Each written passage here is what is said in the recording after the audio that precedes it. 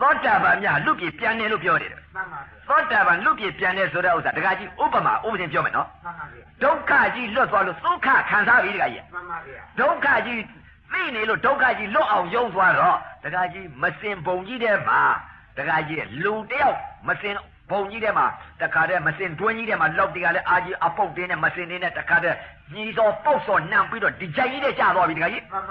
ဒုက္ခဝေဒနာကြီးမခံစားရဘူးလားခံစားရပါတယ်ဗျာခံစားရတယ်နော်ဒုက္ခဝေဒနာကြီးအဲ့ဒီမစင်ဘုံကြီးတဲ့ကြာမတက်လည်းမတက်နိုင်ဘူးတခါကြီးမတက်နိုင်တော့လူတဦးတယောက်ကတွေ့တယ်တခါကြီးလူတဦးတယောက်တွေ့တော့တခါတည်းကြိုးလေးပါလေးချပြီးတော့ဆဲတင်လိုက်ပြီးတဲ့ချိန်ကတော့သူ့မှာရေဘိုးတွေပါလေးချိုးအဝက်စားကောင်းတွေဝက်ပြီးတော့တခါတည်းရာစပလင်ဘောတင်ပြီးတော့တခါတည်းတင်လိုက်တယ်သူအမွှေးနာလာတွေလိမ့်ပြီးတော့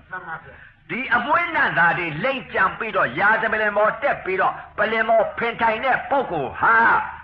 အဲ့ဒီမစင်တွင်းကြီးဒုက္ခဝေဒနာနဲ့ပြန်ဆင်းအောင်မလားမစင်းတော့ပါဗျာ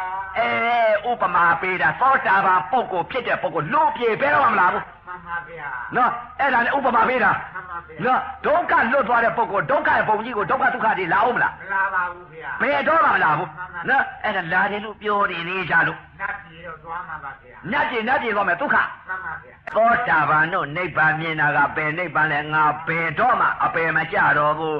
အပယ်ကိုလည်းအဲ့ဒီကြမှာကြောက်တာပါဗျာအဲ့ကြောက်တာငါဘယ်တော့မှ